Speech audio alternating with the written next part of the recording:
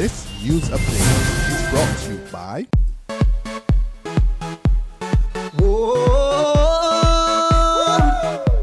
I'm happy. Now I'm gonna take my time. I'm happy. Enjoying myself with lime. I'm happy. Escape from reality. Yay! And let lime take care of me. We're just happy and smiling, doing almost anything, having fun and just living.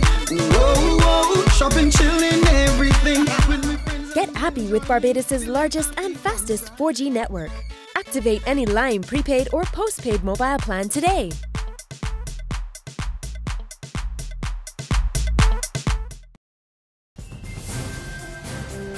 This is the Barbados Today evening update for Wednesday, October the 8th, 2014. Good evening, I'm Emmanuel Joseph. Minister of Finance Chris Inkler will be presented the much-anticipated national budget in a couple of weeks.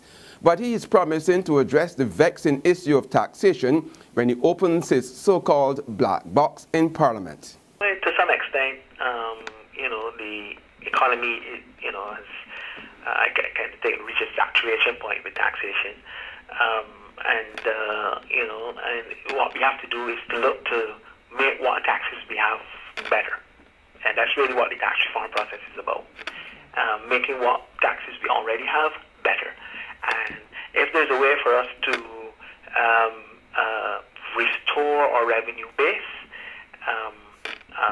so that we keep getting more revenue because the taxes reach a wider cross-section of the public, then that presents a very reasonable case for bringing the rates down. It's when there's a continual erosion of the base that it puts pressure on government to increase the rates. One of the island's prominent political scientists is suggesting that Education Minister Ronald Jones be put on public trial for the way he is handling issues under his ministry, while another believes the entire Franklin Stewart-led cabinet should resign.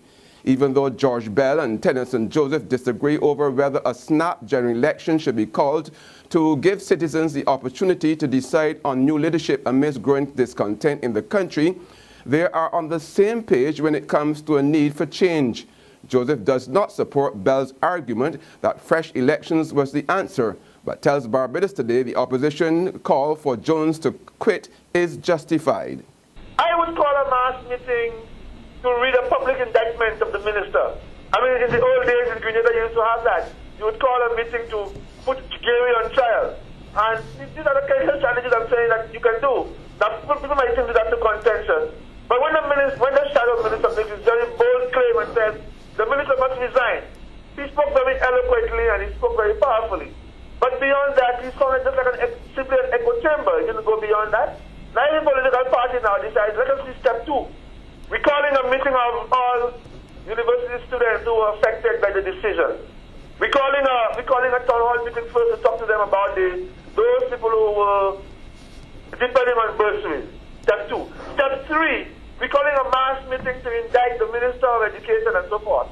These are the kind of things that an active and thinking opposition party would do. Meanwhile, Bell says the government has developed a trend of using delaying language to push back implementing programs on which it has pronounced. Citing recent issues such as the National Conservation Commission and the Employment Tribunal, Bell said government's lack of action or failures always adversely affected the weakest in society.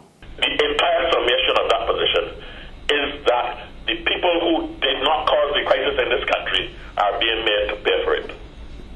I have said before that this regime needs to ask the people for a fresh mandate that will cover the cabinet. The process of finding a successor for the post of General Secretary of the National Union of Public Workers will not be set by anyone but the union.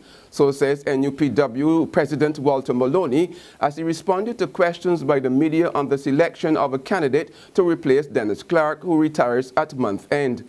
The union is scheduled to meet tomorrow to continue the process, but Clark made it clear that only its members will have a voice in the matter.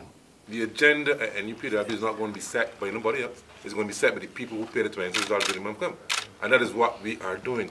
So this continuous question about have we determined who the General Secretary would be, is the person acting? We have already done that. Those are internal structures we have already put in place that we are doing. So it is to me, as far as I'm concerned, it's a no question. It will be done in the time that is stated by the National Council, which the process has already started. There's regional and international news after this short break. Hi, I'm Red Plastic Bag. Anyone who knows me knows I don't like cold.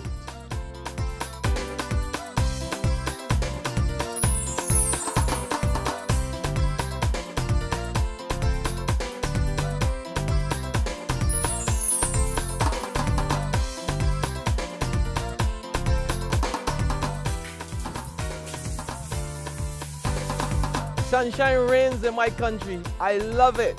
Get your sun power. The sports now, and the West Indies today cruised to a 124-run victory over India in the first of the 5 one-day internationals, thanks to an unbeaten century from Marlon Samuels.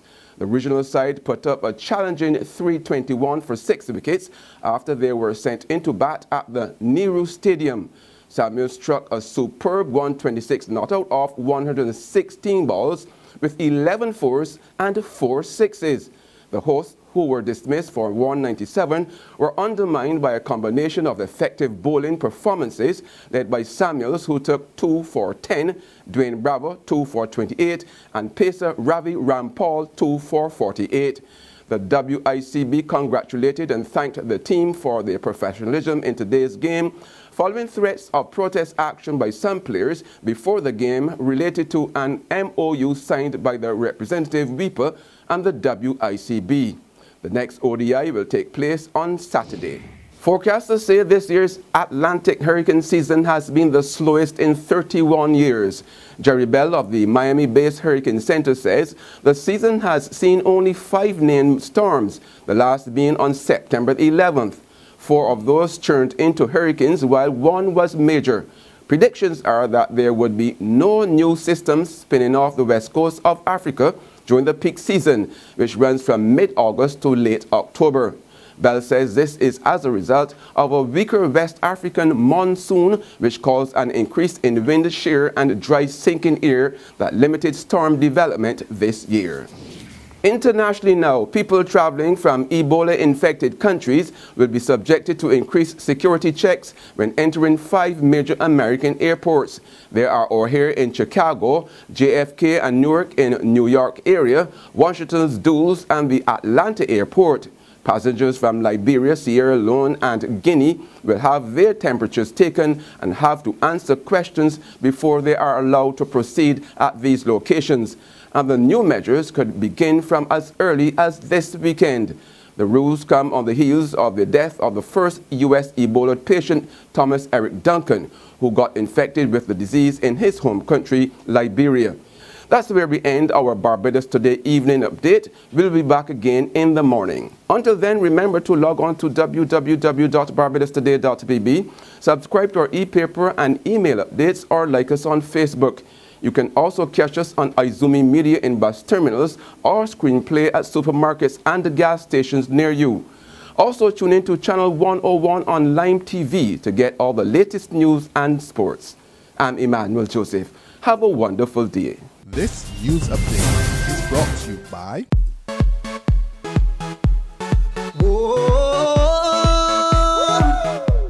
I'm happy. Now I'm gonna take my time. I'm happy. Enjoying myself with lime. I'm happy. Escape from reality. Yay! And let lime take care of me. We're just happy and smiling, doing almost anything, having fun and just living. Shopping, chilling, everything. Get happy with Barbados' largest and fastest 4G network. Activate any Lime prepaid or postpaid mobile plan today.